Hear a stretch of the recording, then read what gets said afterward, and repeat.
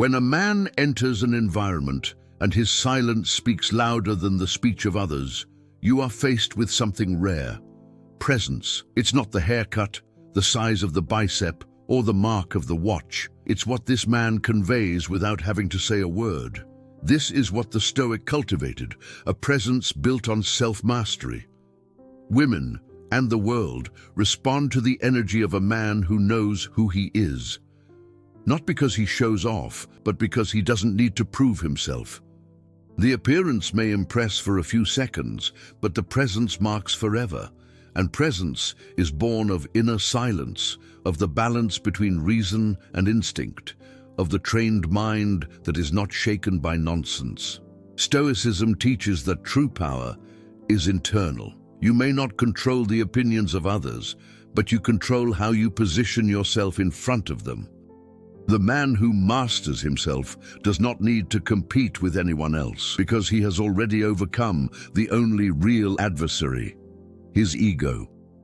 A woman of high value feels when she is in front of a complete man. She observes how he walks, how he looks, how he talks to himself in small gestures. Presence is a consequence of internal coherence, when what you think, say, and do are perfectly aligned. Cultivating presence is a daily exercise. It's getting up early when you don't feel like it. It's keeping your word when no one is watching. It is taking care of the body without vanity, the mind without pride, and the spirit without hypocrisy. All of this creates a magnetism that you can't buy. You just build. And when that man becomes whole, he does not seek, he chooses.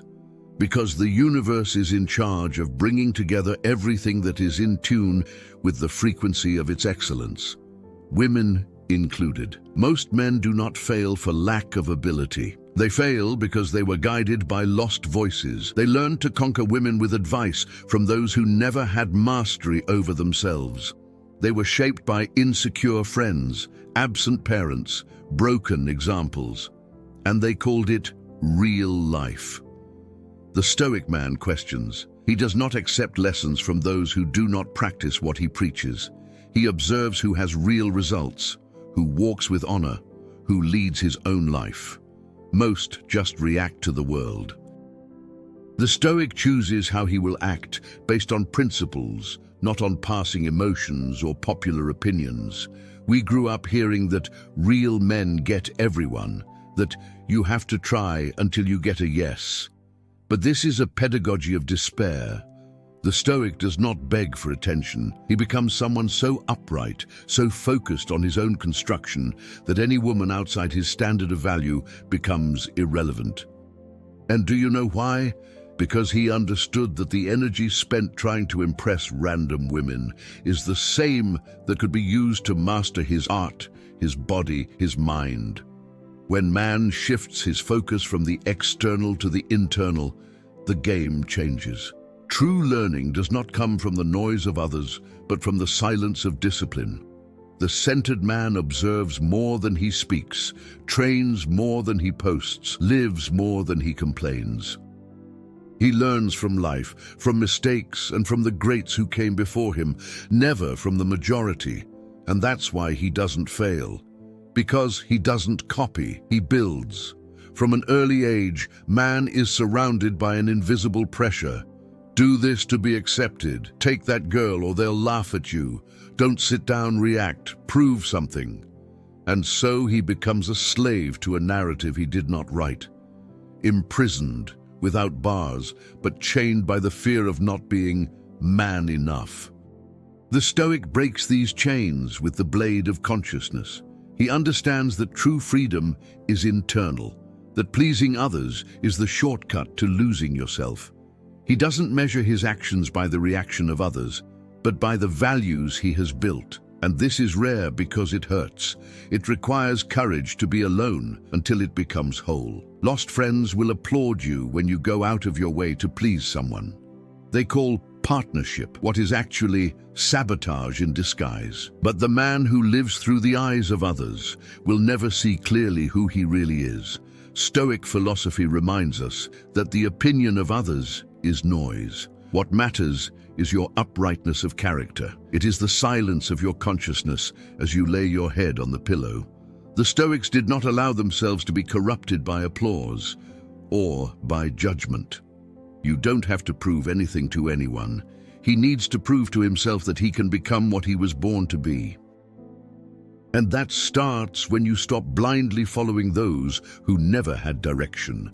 When man frees himself from these voices, he starts to listen to the only one that matters, his own. And this voice, when guided by reason and virtue, never misses the path. Many men were raised in homes where love was scarce and example was weak. Absent parents, constant fights, silent betrayals, unhealed shortcomings. The boy grew up not knowing what it was like to be a man. And he became an adult repeating the mistakes he hated to see. But the Stoic doesn't use that as an excuse. He understands that the past explains, but does not define. What happened to you is not your fault, but what you do with it, that's your responsibility. The emotional chaos we inherit can be the fuel of our transformation if we have the courage to face it. Being a man is not repeating patterns, it is to break them. It's looking back with compassion, but moving forward with purpose. It's accepting that your father may have failed, but you won't, because you chose consciousness over repetition. True masculinity is born when a man decides to become the example he never had. When he treats a woman with respect, not because he saw it at home, but because he decided to be better. When he owns up to his mistakes without drama and fixes it without fanfare. This is maturity, transforming pain into direction. The Stoic does not live in the past. He learns from it. It turns trauma into strength and scarcity into wisdom. And with that, he becomes a rare man, upright, firm, unshakable. The man who heals his story writes a future that needs no excuses. Popular culture still teaches that insisting is a sign of strength, that no is just the beginning of yes. That man must pursue until he conquers. But this is not persistence, it's desperation in disguise. And the man who needs to convince a woman to stay, he already lost. The Stoic does not pursue. It attracts, and it attracts because it is not seeking, it's building. He doesn't spend his energy trying to be accepted. He invests his energy in making himself indispensable to himself. And it is exactly this focus that makes him someone impossible to ignore. When a man runs after something that rejects him, he sends a clear message to the universe: I am not enough. And the universe answers, well, then you won't have it. The Stoic understands that value is not in being chosen, but in choosing wisely. A woman is not a trophy, it is not objective, it is a consequence. When you live with purpose, when you honor your time, your body, your word, you become magnetic. The right woman sees this, and he can't resist, because she's also looking for something rare, a man who knows himself. Don't confuse movement with progress. To insist on something that doesn't want you is to insist on being less than you are. The Stoic retreats elegantly. He knows that what is his will be drawn, not pursued, because the man who pursues gets tired, but the man who builds himself conquers. From a young age, many men have been conditioned to seek approval, from their mothers, from teachers, from friends, from society. They learned that the good boy was the one who pleased everyone, who did everything right to be recognized. But the Stoic doesn't live to be accepted. He lives to be whole. A man's worth is not measured by the amount of external likes, compliments, or validations. It is measured by internal coherence. The centered man knows that the greatest respect he can earn is his own. When he honors his principles, his word, and his journey, he naturally becomes respected. The search for approval weakens. It makes you dependent. It puts you in the position of the one who waits, and not the one who decides. And that's where the masculine energy gets lost, when it needs the other's permission to act. The Stoic, on the other hand, does not need an audience. It is enough. He is the audience and the stage at the same time. Imposing value is not being arrogant. It's about being clear about who you are and not stooping to be accepted. It is not to negotiate your values for crumbs of attention. It's knowing that if you have to mold yourself too much to please someone, you're ceasing to be you. Women admire men with this type of posture, not because he treats her badly, but because he treats himself so well that she feels she needs to raise her standard to keep up with him. This is leadership. This is magnetism. This is what separates ordinary men from unforgettable men. When you stop seeking to be chosen and start living as someone who has already chosen yourself, the world aligns. Respect comes. Opportunities arise. And the right women realize, here is a man who does not need approval because he has already validated himself internally. From an early age, many men internalized a silent idea. You need to be authorized to act. This can come disguised as politeness, social rules, or phrases such as wait your turn, this is not for you, be careful not to expose yourself too much. Gradually, the boy becomes a man, but he still lives waiting for an invisible endorsement to live with intensity. The Stoic does not wait, he acts. He understands that life is not guaranteed, which is exactly why he doesn't waste time waiting for someone's permission. He understands that every minute waiting for approval is a minute lost in his personal construction. True freedom begins when you allow yourself to be who you were born to be. This invisible error is subtle. He does not shout, but sabotages. It makes you walk more slowly, speak less firmly, hesitate when you should move forward. And all of this sends a message of insecurity, one that alienates women, opportunities, and respect. The Stoic man, on the other hand, emits clarity in every gesture. He doesn't ask, he proposes. Living seeking permission is like driving with the handbrake on. You even move, but with effort and noise. When man releases this brake, he discovers a natural flow. His decisions gain pace, his gaze gains direction, his energy becomes contagious. The woman realizes when she is in front of a man that she does not depend on the acceptance of others. And this is extremely seductive, because it shows maturity, independence, and vision of the future. She understands that there is no lack there, but an abundance of identity. Stop asking permission to be grandiose. The world won't give you what you deserve. It will test you until you prove you're ready. And you'll only be ready when you stop waiting for the yes from the outside and start saying yes to your own greatness. You can have muscles, money, status, but if you don't know who you are, that's all shell. Fragile, replaceable, fleeting. The basis of the Stoic man is not in what he displays, but in what he understands about himself. Self-awareness is your true power. Knowing who you are with clarity and brutal honesty gives you a power that no one can take away. You understand your strengths, recognize your weaknesses, and most importantly, you know exactly what you are willing to tolerate and what you are not. It makes you firm, and being firm today is revolutionary.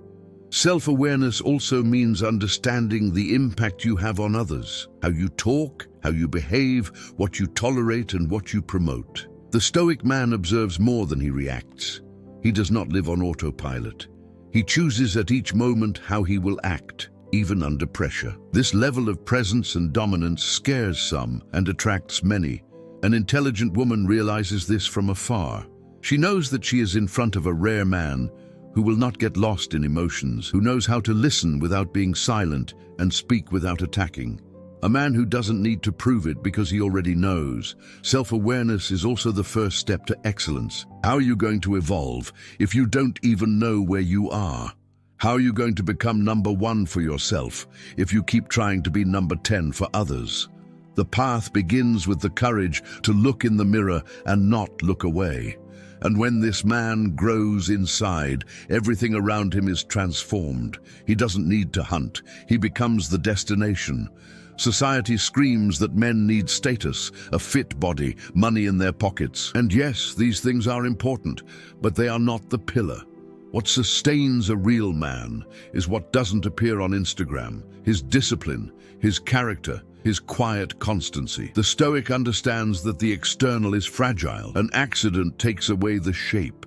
A crisis brings down status. A mistake destroys money. But what remains is what is inside. And that's what he cultivates every day. Internal solidity, the silent strength of those who do what needs to be done, even without applause. Discipline is the most important muscle. It is what separates the man who begins from the man who ends. It's what gets you up at 5 a.m., even when your body wants to sleep. It's what makes you say no when it would be easier to give in. The Stoic is not guided by what he feels. He is guided by what he has chosen to become. Character, in turn, is what sustains you when no one is looking. It's what makes a woman trust. It's what protects you when the world tries to test you. Without character, all success becomes an illusion. With character, even the fall becomes a platform. So yes, have money, achieve a strong body, reach the top. But never think that this defines you. What defines you is who you become in the process. And if you have to choose between looking strong and being strong, choose the second option. Always. Because the man who has discipline and character attracts not only women of high value, but also opportunities, respect, and peace. Your image speaks, even when you're silent. It communicates to the world how you see yourself, how you treat yourself, and what you accept. The Stoic knows this. He does not dress out of vanity, but out of message. Every detail is a reflection of your worldview and self-esteem. It's not about expensive clothes, it's about intention. A man aligned on the outside is often aligned on the inside. He presents himself clearly because he has an identity, and identity is magnetic. When you convey solidity, purpose, and elegance, you attract people and women who see it. The image also shows respect with yourself and with others. No one is forced to know you to respect you, but everyone will judge you by the way you present yourself. And that's not evil, it's instinct.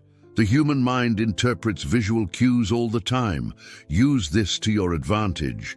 The woman notes 10 notices: in the haircut, in the posture, in the tone of your voice. And more than that, in the silence between his words, because she's looking for something few can find. A man who sees himself clearly, a man who takes himself seriously. You are your own billboard. Every day is telling the world who you are and what you deserve. What is your image communicating today? Safety or doubt, purpose or lack, excellence or improvisation? The Stoic adjusts his image not to please, but to reflect his truth. And this truth, when well lived, attracts all that is worthy of a man in the making.